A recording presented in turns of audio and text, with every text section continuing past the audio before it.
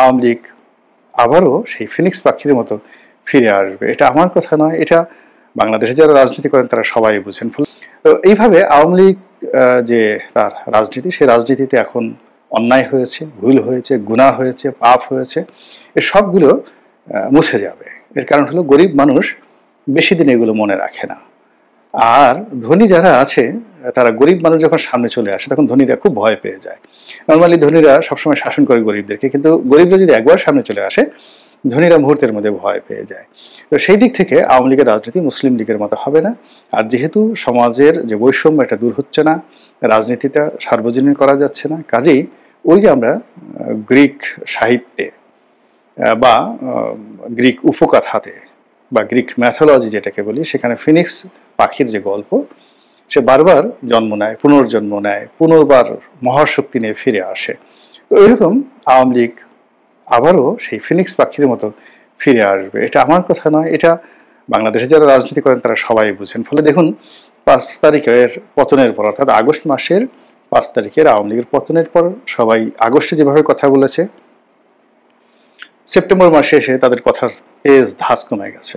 অক্টোবরের মাসে এসে ভিন্ন কথা, আর নভেম্বরের মাসে এসে এখন আওয়ামী লীগকে নিয়ে অনেকেই ইতিবাচক কথাবার্তা বলার চেষ্টা করছেন। বাংলাদেশের রাজনীতি থেকে আওয়ামী লীগের আলোচনা এবং সমালোচনা কিছুতেই সরানো যাচ্ছে না। দেশে ডক্টর মোহাম্মদ ইউনূসের অন্তর্বর্তীকালীন সরকার চলছে এবং প্রশাসনের যত গুরুত্বপূর্ণ পদ পদবি রয়েছে আওয়ামী লীগ রক্ষা কবচ হিসেবে ব্যবহার করেছিল। এবং আওয়ামী লীগ মনে করেছিল যে যুগ যুগান্তরে বা জন্মান্তরে তাদের এই যে সাজানো বাগান, যেভাবে তারা পুলিশ সাজিয়েছিল, যেভাবে তারা ছাত্রলীগকে সাজিয়েছিল, বিশ্ববিদ্যালয় সাজিয়েছিল, সকল সাজানো গোছানো সংসার একেবারে আগস্ট মাস 2024 সাল তছনছ করে তাসের ঘর নয় তুলোর ঘরের মতো উড়ে গিয়েছে। আওয়ামী লীগের যে সকল শীর্ষ নেতৃত্ব রয়েছেন, একেবারে যাদেরকে বাংলাদেশে বলা হতো রয়্যাল বেঙ্গল টাইগার, মহাসিংহ বা মহাবাঘ, আমাদের সুন্দরবনের যে বাঘ, এই বাঘও তাদের কাছে খুব ছোট হয়ে যায়। এই জন্য বাঘের আগে মহা শব্দ ব্যবহার করতে হবে। আওয়ামী লীগের নামটি আসলে উচ্চারিত হওয়া উচিত নয়।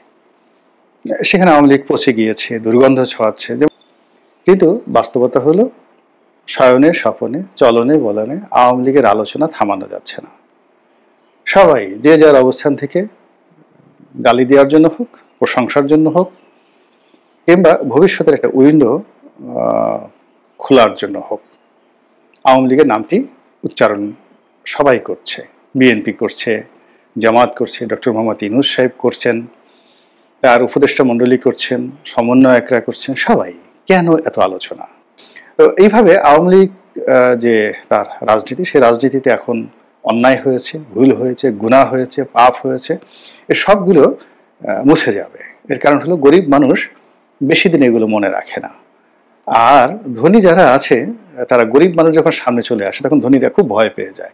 নর্মালি ধনীরা সবসময় শাসন করে গরিবদেরকে, কিন্তু গরিবরা যদি একবার সামনে চলে আসে ধনীরা মুহূর্তের মধ্যে ভয় পেয়ে যায়। তো সেই দিক থেকে আওয়ামী লীগের রাজনীতি মুসলিম লীগের মতো হবে না।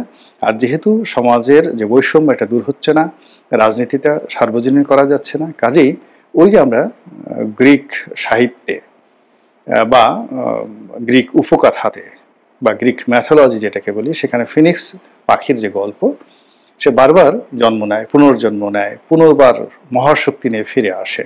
তো এরকম আওয়ামী লীগ আবারও সেই ফিনিক্স পাখির মতো ফিরে আসবে। এটা আমার কথা নয়, এটা বাংলাদেশে যারা রাজনীতি করেন তারা সবাই বুঝেন। ফলে দেখুন 5 তারিখের পতনের পর, অর্থাৎ আগস্ট মাসের 5 তারিখের আওয়ামী লীগের পতনের পর সবাই আগস্টে যেভাবে কথা বলেছে, সেপ্টেম্বর মাসে এসে তাদের কথার তেজ ধাস কমে গেছে। অক্টোবরের মাসে এসে ভিন্ন কথা, আর নভেম্বরের মাসে এসে এখন আওয়ামী লীগকে নিয়ে অনেকেই ইতিবাচক কথাবার্তা বলার চেষ্টা করছেন। আল্লাহ আমাদের সবাইকে হেদায়েত দান করুন এবং হেফাজত করুন। আসসালামু আলাইকুম ওয়া রাহমাতুল্লাহি ওয়া বারাকাতুহু।